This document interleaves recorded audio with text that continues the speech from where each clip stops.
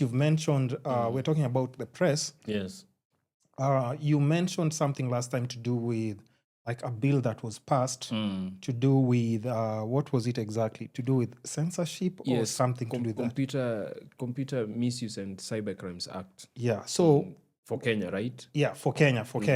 So what exactly was your main point for that? Because we'll go back to TZ because I'm just using this in reference to like them not being able to express anything in social media. In fact, as we talk about the Tanzanian situation, yeah. we can draw a clear comparison Yep. to what we are having right now. Yes. Because the same way CCM saw that they're becoming very unpopular, they now stop people from talking about government issues. You know, it's also illegal in Tanzania for you to get online and criticize the government and talk about government issues if you are not registered as a news agency. I said it before. Yeah. Yes. So in Kenya, Ruto has also realized his popularism is too bad. But do you think he will go to unpopular. those extremes, though? That is why I tell you there is something we call law warfare. If I can't come kill you where you are at your apartment or your podcast, I will use the law to frustrate you. But do you think that's where he wants to take this? It is exactly where he wants to take this. Do you think it's okay for the government to censor some people when they take it too far? Or there should be like overall freedom for everybody to express himself in social media? And I have a follow-up for this. Let me tell you one thing about criticism. Yeah. Number one, when it comes to the government and the state, you are allowed to say the worst thing. In fact, that is the philosophy when it comes to democracy. Okay. As long as you choose to be a president, I have the right to abuse you, to abuse your family, to abuse everyone. It's okay for somebody to do that? If it is in connection. Is it okay for somebody to say that? Listen, I want to tell you my point. Okay. Philosophically. Okay. As long as it is tied to the reason, the just reason of accountability and your position as a president. Oh, okay. We are inherently not supposed to be loving the state. That is what the philosophy sees. Okay. So as long as you choose to become a president, people must be given a reason to hate you for the fact that you hold that position. Okay. That is why if I come at you personally as a friend and I talk about certain things, you know, there is that heavy burden of bullying or maybe accountability. Like it is seen as something very immoral that affects you very personally. But if I'm doing it based on your position as a government leader, there is a hidden reason as to why I'm doing it. So there shouldn't be, like, are there anywhere where lines should be drawn? Or lines that people shouldn't cross? Let me say, when it comes to freedom of speech and criticizing a government, I don't put any line. Okay. That should be crossed. So everybody should be able to express. Everybody should be able to express, to hate, and to criticize government officials. Okay. So, but at the same time, freedom. But when it comes to personal relationships, that is where now I take a very restrictive viewpoint, especially as a legal thought leader. Okay. If it is personal relationship, even me just abusing that your head is big, that one is very bad. But if you are Ruto and I'm telling you, unakula pesa yetu, that's why your head is big, that should be permissible. Okay, but now you see, here's the thing now. You see, even like if we talk government critics, the number is quite small compared to these personals that have the freedom that we're talking about. And that's where the issue comes in, because if we're talking about overall freedom, how come somebody like Andrew Kibe, his channel was taken down? And they took away his source of income because his voice was big. So if we're really talking about like freedom of press, somebody can wake up in the morning and we shouldn't have a line like, you know, or like you said, personal relationships and stuff, like somebody shouldn't. Like, where do we draw the line? Because somebody like him, he had like a very big community, a big channel that he was making money from, and it was taken away from him. But think of it just the same way I've made that statement. Yeah. Did you see the kind of content Andrew Kibe puts out? Yes. Most of it were taking shots personally at people. But that's okay. That's what I'm saying. if he can't do that, why now when I open social media, from Monday to Friday, it's people taking shots at each other. And even if you think about it, how many people are being taken to court now? Like we have like from the Burale case in court. We also have like Nani who just won like a recent case. Was it 2 days ago? Gaubina, he won the case for defamation against Radio Africa and the lady that they hosted.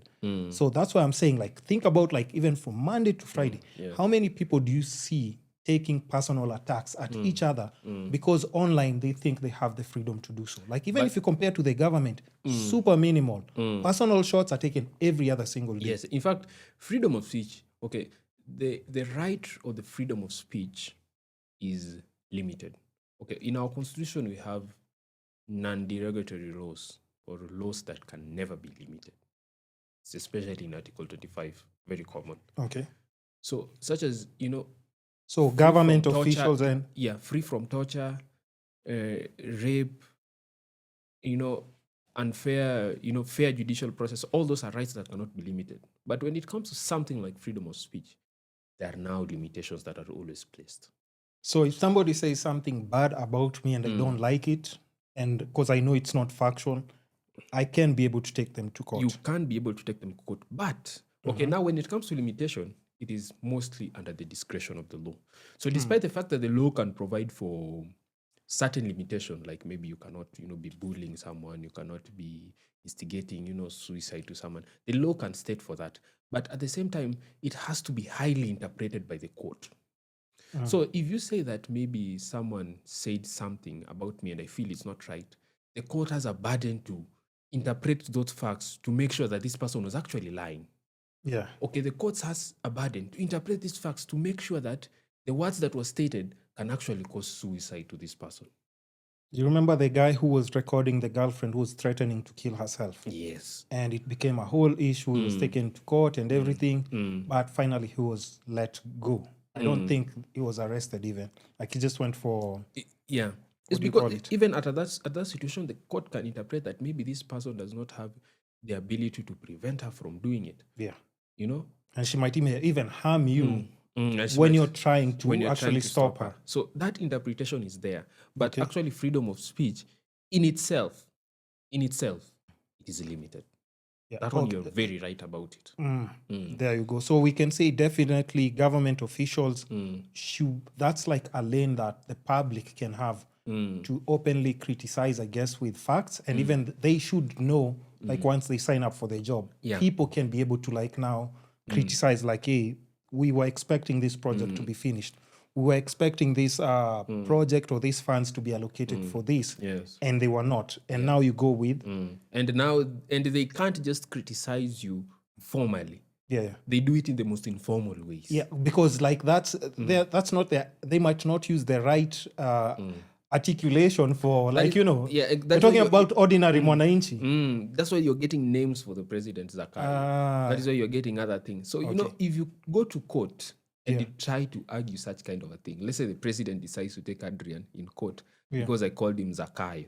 The court will take a certain step or inference that, this position that you took comes with this. And we cannot limit your accountability and the power of citizen to criticize you just because there's some satire or jokes that you do not like about you.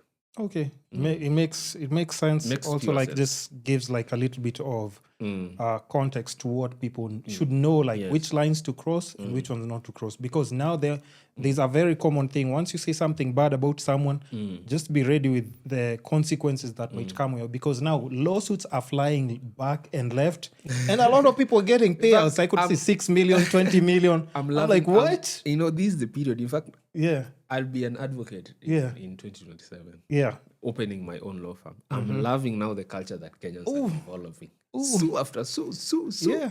And like if you notice, like this is something like in the States we hear, like even so people much. Like, somebody just the company, you wake up and then they're settling you with like 30 million. People are suing every day. Every day. People are very open. So there is that culture, and I'm loving now that Kenyans are developing the culture of suing. Yeah. Every time I hear a lot of friends, they are like, my landlord did this to me, I'm going to sue him. Yeah. So that tolerance of just letting things go, is dying in Kenya. Yeah, that's You true. do anything wrong right now to a Kenyan, they sue you. And we are happy as lawyers because that is now where we're getting work from. And I think we also, now it's still, that's why I keep telling, and I've said this enough times, like on the podcast, we are in a very good country. Yeah. We're in a very good country. And there's a lot of leniency with a lot of things, as long as you're not crossing like the extreme lines. Yes. You know you can be able, as long as you know like just basics on the law, like, you know, how people are being thrown, like, let's say outside a matatu because you don't have 10 shillings, 30 shillings. Look at that. You know, like what kind of lawsuit that company, like, is it, which I don't want to name the wrong, Okay, it's a factual statement. Super Metro is. oh yeah, it's super. I didn't want to say the wrong Nini, and then now we're talking about lawsuits here. And then I close my podcast here. Can you imagine? Yeah. So like, how many times have we heard about like Super Metro and issues? And I'm just guessing like a lot of ordinary Mwananchi, they don't understand like the kind of settlement you can get from like Super Metro. They're giving me at least 60 million. I swear. And 60. That is what I'm saying. minimum. I have it that now it's making headline. Yeah. So now Kenyans are knowing that this person can say something wrong about me and I can get 6 million from him. And So even the vetting process will be. Yes. So it makes people now to be careful. So even you as a company, you'll realize, oh, Kenyans are awakened right now. Let me warn my workers that they should not infringe certain things. In fact, I remember even our own landlord was telling me that, oh, you're a law student. I know that if you have rent arrears, I'll have to write you a notice. Hey, you can't just come here. I'll not come and close your door. So the landlord was like, I'll have to be careful a little bit. So, you know, in fact, let me just say this. There is a process like in legal matters. Like your landlord cannot come lock your door. True. And I see most people are tolerant about it. In fact, I saw a viral video on TikTok whereby the landlord had removed the roof. I saw that. That was insane. You saw that? Yeah. And how are you tolerating that as a citizen? In fact, if the landlord removes that roof from you, you can even get a compensation of even 4 million from that landlord. That infringes your rights so much. And that is why I tell people you have to be very aware of the legal system and the rights that you have. Like that person has the rights of a tenant. The moment you lock that door, the moment you take that roof, that is seen as illegal evacuation in law. In fact, in law, let me just digress this. In law, as a landlord, you are not even allowed to enter into the premise of the tenant. There you go. You have leased and you have given away your rights as the owner of that property to that person. You cannot lock the door of that person. The moment you lock the door of that person, that is seen as illegal evacuation. So if you lock the door of that person is not able to sleep in your own house. You will be given compensation for illegal evacuation and even special damages for the amount of money that you might have used to book a hotel or go sleep somewhere maybe for a month or something. And I'll say it's breaking and entering, first of all. Exactly. Broke into my house. But you can even, in fact, the elements can even account to burglary. There you go. A criminal case. There you go. Because you do not have any right as a landlord to be getting into the property that you have already leased all the rights to the person. So I was looking at that person and telling you, how are you tolerant to let the landlord take off your roof?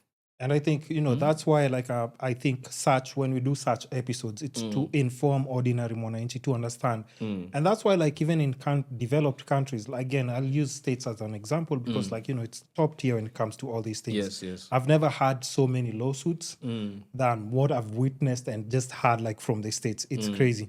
So if we know about, like, how even law firms at times, they always say, like, you know what? We'll take this case pro bono because they already know this is a win. We go to court. This is easy. So the reason why we also take pro bono is something called costs, like the cost of the lawsuit. So when I win a case, let's say I have a case against you, then I win. You as the losing party, you are pay obligated to pay for the suits. So we have no problem of taking pro bono. So sometimes when a client comes to you with a case, of course there are clients who have money to pay for a case. They can just pay upfront and there's no problem. But there's certain clients who come with very good cases, but they don't have the money. And you hear the company. You hear the name of the company, I'll do it for free, don't worry. If I win, the cost will just be awarded for me. You just let me handle the case for you. I'll give an example, like, you know, also like, you know, I'll use allegedly again. Now I have to use law terms here.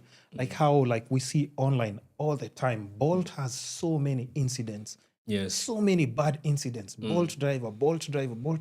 And I'm always just thinking in my head, do you understand the kind of payout you can get from this company? Hey, When people don't do it, people don't sue.